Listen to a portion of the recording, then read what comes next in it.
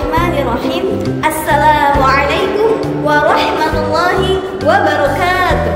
Hello guys, bagaimana kabarnya? Semoga baik-baik saja dan selalu dalam lindungan Allah Subhanahu wa Ta'ala. Guys, pernah nggak sih kalian menghadapi suatu persoalan, kemudian kalian bingung bagaimana cara menyelesaikan persoalan tersebut? Pastinya pernah ya. Guys, aku ada satu cerita nih. Jadi gini, ada orang yang bernama Ahmad. Dia adalah seorang yang rajin dan istiqomah melakukan sholat sunnah rawatib.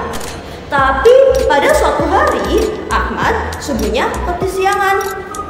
Dan ternyata jamaah di masjid sudah dimulai. Sedangkan Ahmad belum sempat melakukan sholat sunnah qobliyah.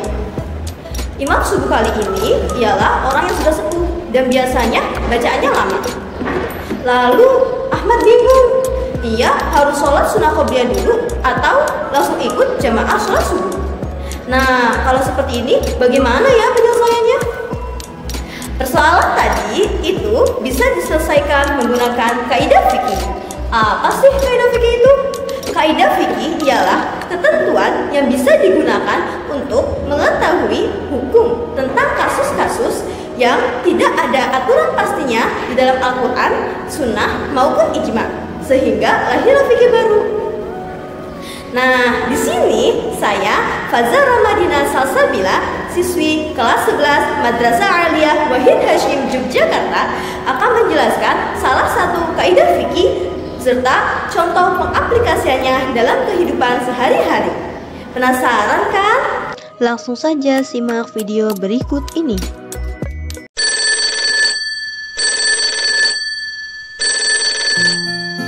Bel sekolah telah berbunyi. Itu tandanya jam pelajaran akan segera dimulai. Para siswa Madrasah Aliyah Wahid Hashim memasuki kelasnya masing-masing. Di kelas 11 MIPA Putri terlihat seorang guru yang sedang menerangkan pelajaran dan juga beberapa siswi yang memperhatikan guru tersebut.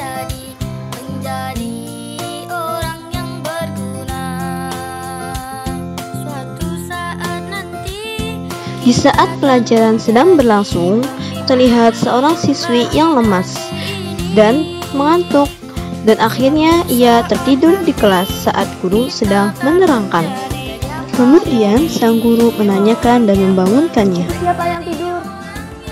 Suatu saat nanti Amanda, kamu sakit? Kok lemas?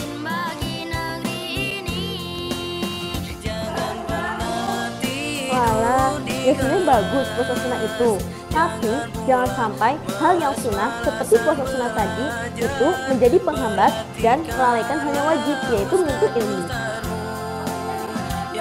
Jadi gini, kita itu harus mengutamakan hal yang fardu daripada yang sunnah. Boleh saja melakukan hal yang sunnah, tapi jangan sampai menjadi penghambat dan melalaikan hal yang fardu, seperti menuntut ilmu. Kan menuntut ilmu itu hukumnya?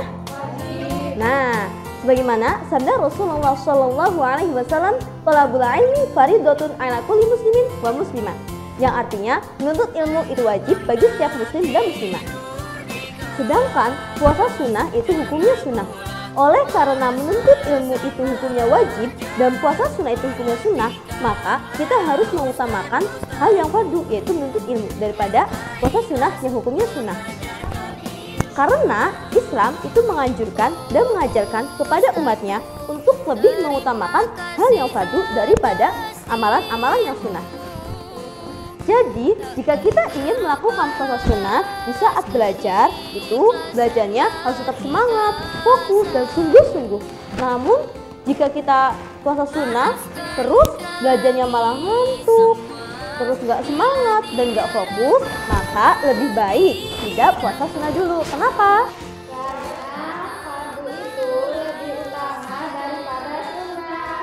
Ya, betul. Persoalan tadi itu sesuai dengan kaidah fikih al-fardu afdolu minan nafli, yang artinya fardu itu lebih utama daripada yang sunnah. Baik, sekarang kalian sudah paham?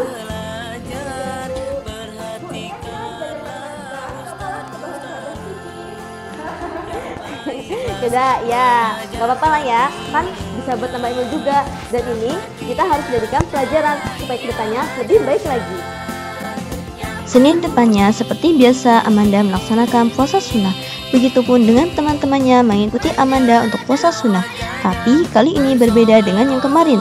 Sekarang, walaupun mereka sedang puasa sunnah, tapi mereka tetap semangat untuk menuntut ilmu. Semuanya fokus memperhatikan gurunya dan tidak ada satupun siswi yang tertidur di kelas. Ya, karena sekarang mereka sudah paham tentang kaidah fikih al-fardu afdalu minan nafli. Guys, gimana nih penjelasan dari adegan tadi? Sudah jelas belum? Atau ada yang masih bingung? Gini deh, aku kasih contoh lagi ya. Jadi gini, semisal ada orang yang ketika sholat itu selalu membaca doa iftitah. Tapi pada suatu ketika orang tersebut ketinggalan untuk sholat jamaah. Dan si imam itu sudah hampir selesai membaca surat Al-Fatihahnya. Sedangkan ia belum sempat membaca doa iftitah.